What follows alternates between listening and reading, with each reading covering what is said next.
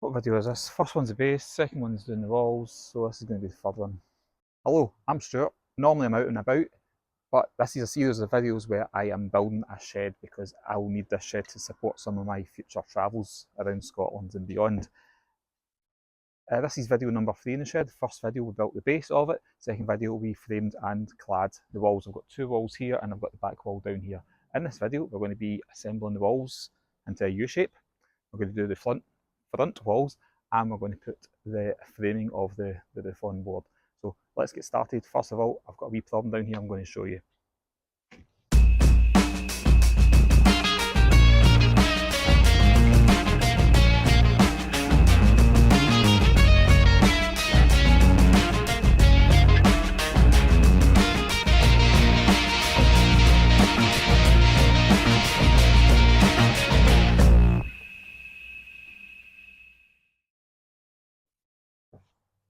I've got the video so low, I'm not even sure I'm going to make it into the frame.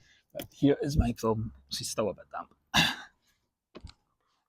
I, in theory, cut all of these lengths straight and the same length. Down that end, I had it all levelled up with the end. But up this end, some are a wee bit longer than others. So we need to just give this a trim with a jigsaw and then a sander. What I'm going to do though is I'm going to set up a guide. I'm going to get one of my fence posts, I'm going to plonk it down here, get a couple of clamps, hold it in position, and then I'll run the jigsaw down there.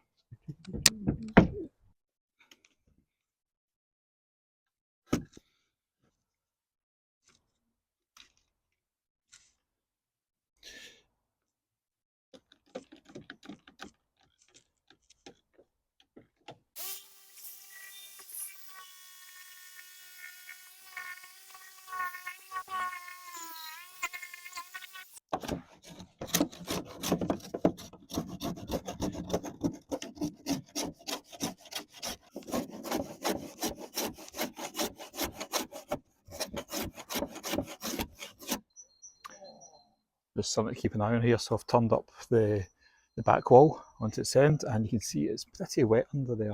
So the water has got in the vapour barrier at the top, not the vapour barrier, just the waterproof cover, and managed to sit in between the 2 levels. That should dry off okay. It actually shows that it works, because it's stuck. It will come out the bottom eventually. I'll keep an eye on that though.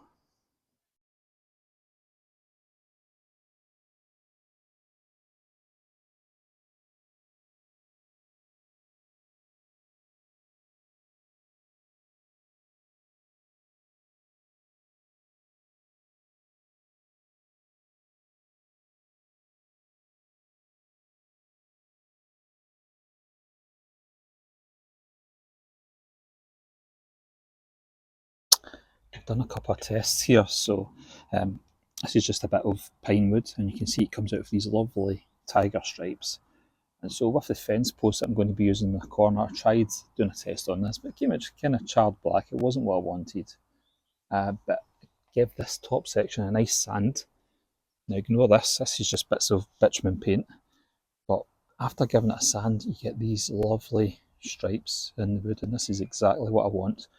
What it means is I'm going to have to sand my 4 corner posts, and then I can give them a nice charred finish. After that, I need to think about how to preserve it. Probably get some York varnish onto it.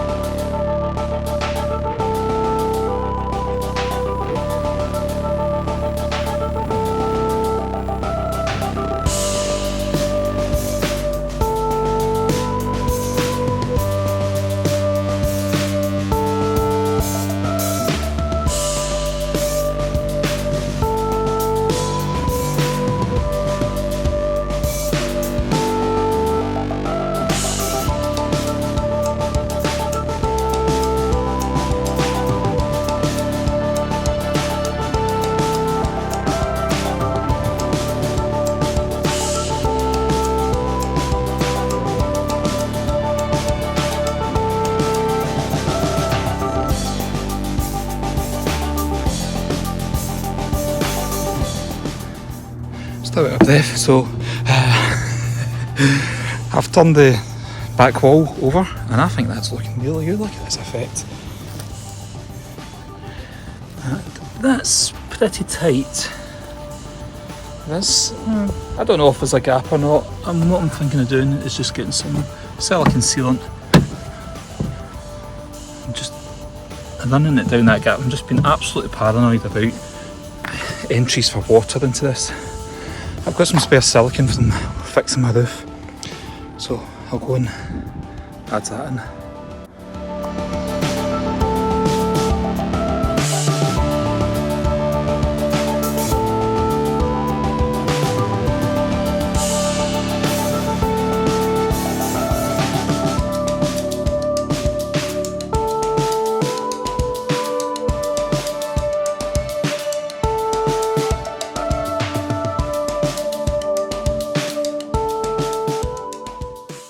Can't believe it all fits.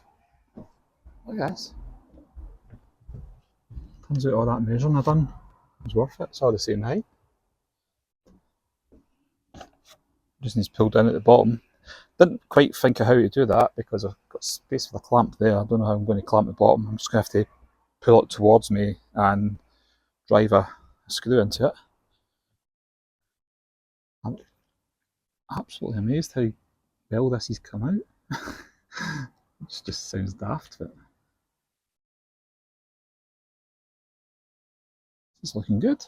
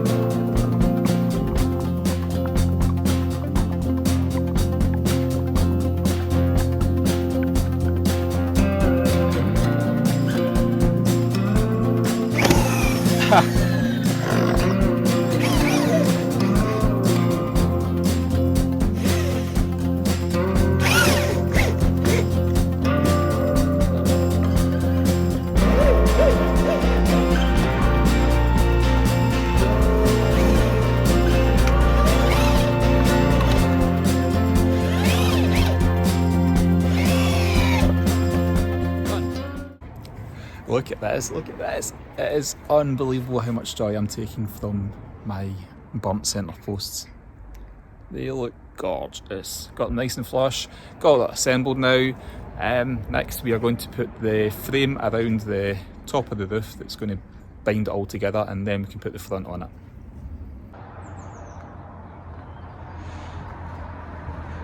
Morning, 15th of March. Look how frosty it is. I've laid out this frame on the ground. This is roughly what the frame's going to look like. Obviously it needs cut to length, so I've got a bit sticking at the end. And that's going to be today's job. Get this cut, put in a couple of joints, and get it up onto the shed.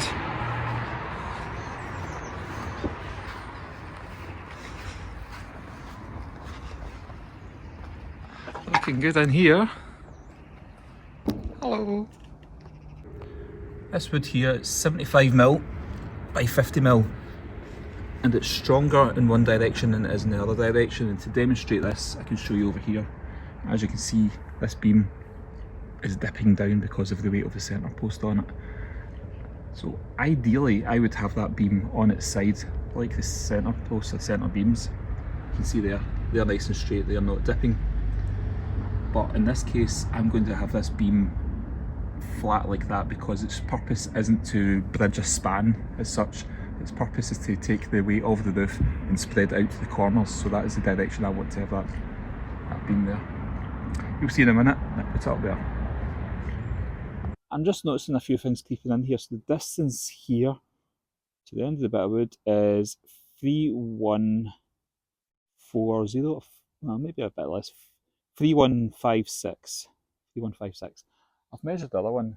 The other one's actually 3125. So starting to see a wee build up of tolerance here. That's about 20 mil different from that one. So I'm just going to cut these two slightly different, just put them to place. It's the best way to do it.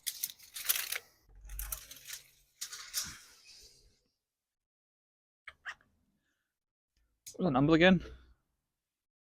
31. Oh, I can't remember now. 3135, wasn't it? It's there. Getting the sunshine so I can see it.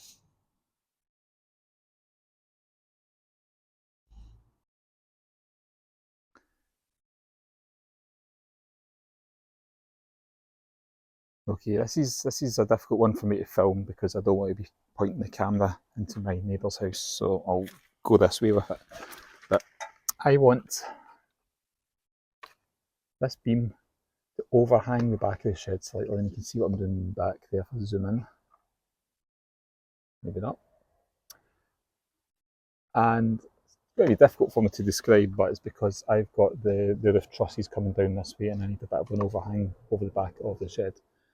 So I've decided on 70 millimetres. I'm going to leave a 70mm overhang, and then we're going to take a wee cut out of this one to fit the other beam there. So I'm happy I know what I'm doing there. If you're not too sure what I'm doing, it'll become apparent. Now we've got this big overhang. Now I want to have a larger overhang here to provide a bit of shelter for the door. And I think I've decided on 500mm. Let's have a wee look. I think 500 would be nice. So I'm going to go and mark that off camera because I can't hold cameras and take measures at the same time. Get the shadow out the way. There you go. All four have been marked. Use the saw as a tri-square. Made sure all the ends were level first. Let's go and cut them.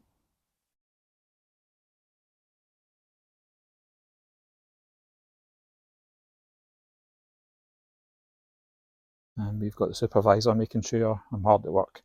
So I've got this frame now laid out, and that's not quite in the right position, but it's roughly right. We're going to have that 500mm overhang, which means we have to put a joint into that wood, and we're going to have a joint in this bit of wood as well.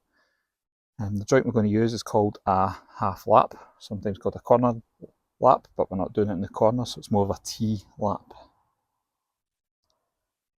What you find so interesting? So let me get rid of the cat and I'll show you how to mark it out. I'm going to switch from a tape measure to a steel rule. You can use a tape measure if you want. First thing I need to do is find my pencil. It's over there, nice and organised. And we know that this bit of wood is 75, it's actually a bit under 73, 74 by 48. We're going to have a bit of wood coming across here. So if this 72, let's say, that's 72, our first job is to mark 72 along here.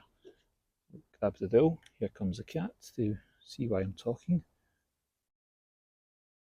72. To mark across the way, I could use my my saw. I'm going to use my tri-square.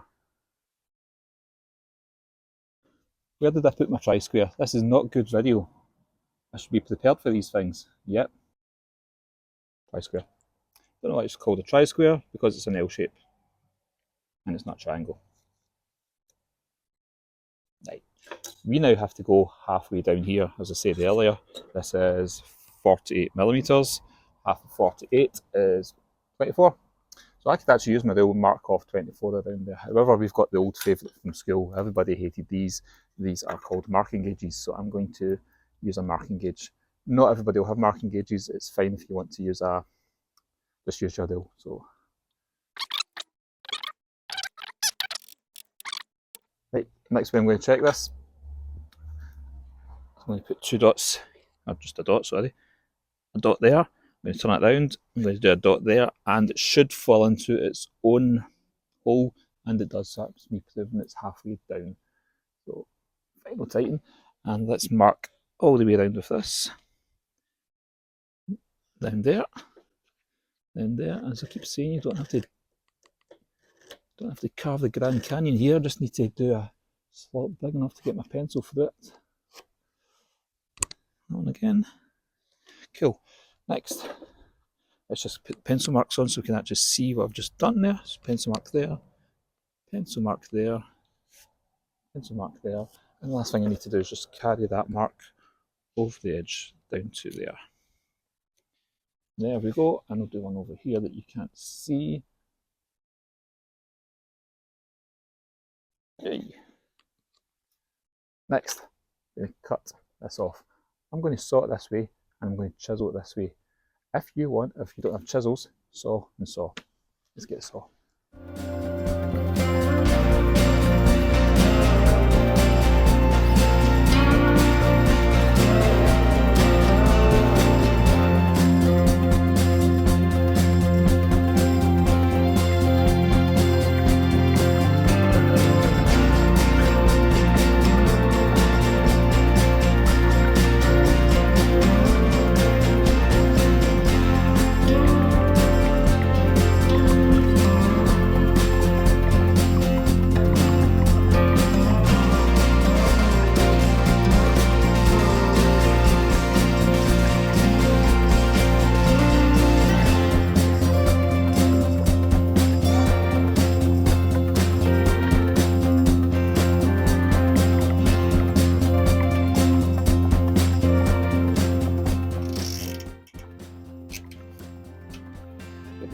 Get a final check.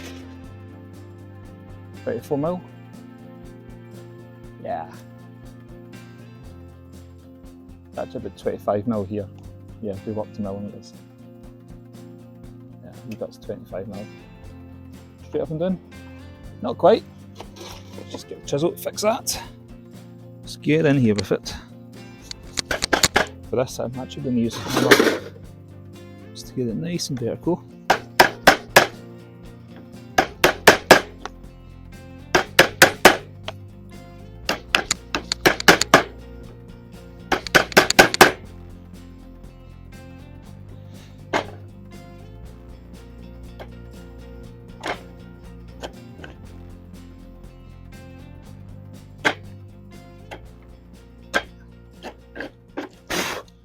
There we go, just like you were taught at school.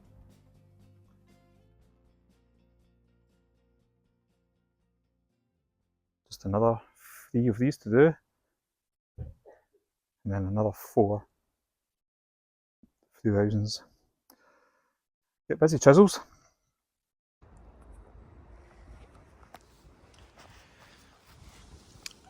One half of the lap joint now complete. Next thing I need to do, this is going to be a T halving joint. So now I need to, it's not going to stay up. Now I need to measure in 500mm, and then that is 72, 73, 74, can't remember, I'll go back and check. 500mm, another 72, 73, 74, whatever that is. Measure halfway down, and we're going to take a notch out of this, and we're going to do that 4 times. One there, one there, one there, and one there.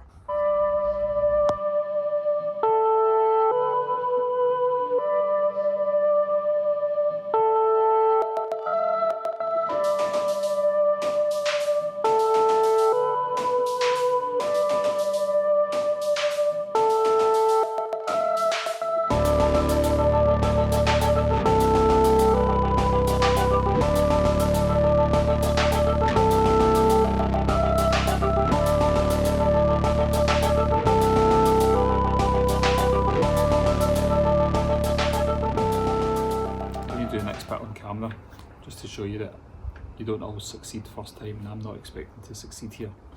I reckon, just looking at this joint, my saw went across a bit of an angle here, so this gap is narrower than this gap.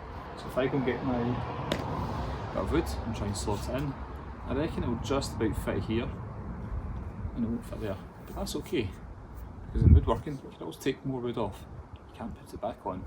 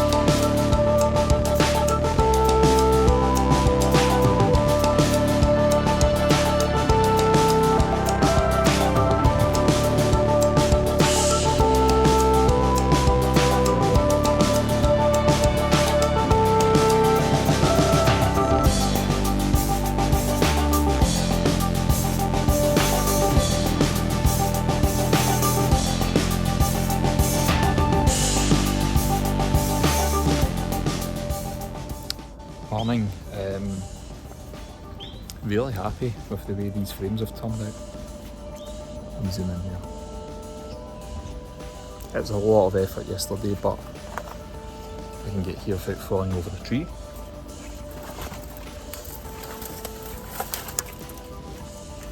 A lot of effort, but I think it was really worth it. I could have just used butt joints there and nailed the whole thing together, but adding that joint in there is just going to give that extra bit of strength for when the load of the roof is pushing down. It will stop my walls from getting pushed outwards, which is how my last shed actually failed. It's not yet nailed down, so today's job, I'll go and get those nails that I bought by accident from Screwfix. I'm going to use that to nail the frame down. I'm then going to use decking screws to nail the frame onto the walls. And if I've got time, let's get the last walls made up and put on.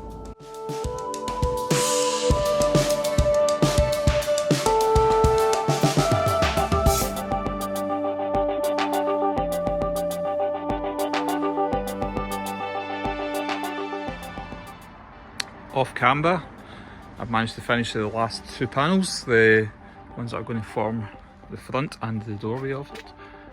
Just got to do a wee bit of snagging just to show you a few of the issues I have. Got this bottom corner post here. Must have got a measurement wrong or something's gone wrong, but we can see this just got this 10mm here. That should have been flush, and what it means then is when this panel's gone on, I've got this bang on the edge exactly how I wanted it, but it means we've got a bit of edge we can see here, whereas here you can't see any of that edge. To fix that, I'm just going to get a bit of trim piece made up, probably get that fired up so it looks the exact same as the rest. You can see here I've added in two posts here for the door and given them a nice charred effect as well. They seem to be going okay. A few issues over in this corner just with getting to fit. There's a bit of a gap here again. A trim piece on the other side will sort that out. This back corner over here, I don't know if you can see, we've just got a bit of a gap there. I'm just going to put a bit of wood in there to shim it. These are mostly just me being a few millimetres out with my measurements. I think that just needs screwed a bit better, that. A few millimetres out, combination of tolerances, that kind of thing. It's to be expected. I need to fix that. One thing about this green covering, my initial idea was to put that on there because, hey, what could be better than having more plastic in there? Well, I think I've now found out the issue with that. When these panels were initially built and were lying down flat, the water leaked in here, and these were absolutely filled. It was like a swimming pool of water which I emptied out. But even though we've now had 2 weeks without any rain, I can see there's still a bit of condensation that's trapped between here and the wood, and I'm just thinking that if this goes on, it will eventually clear, but on hot days it might lead to a bit of sweating there. I'm going to have a wee further look into it, but what I think I'm going to do is actually cut out all this green plastic. I'll probably put on a breathable membrane onto this, and then I'm going to finish this off with plywood. I've now decided I'm going to finish it off with plywood. I didn't have that sorted before, so yeah, just design changes along the way. It's never great, but we're getting there. I need to tidy that up.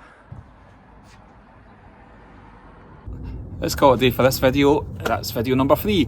Number 4 coming up, I'll be framing the roof, putting the felt on the roof and I need a door. That'll be video 4, and I'll get that out before the end of Easter. Coming up in July, I'm going to make a 5th video, I've decided. In that 5th video, I'll explain all the costs, and I'll also show you the sort of the finishing touches that I'm going to be doing to it, because I'm going to kit this out with electrics. I'm going to put an outside socket on there, a couple of lights, and I'm going to put garden lights on at the same time. Once I've done all that, maybe I can get out and about again. Looking forward to it. See ya.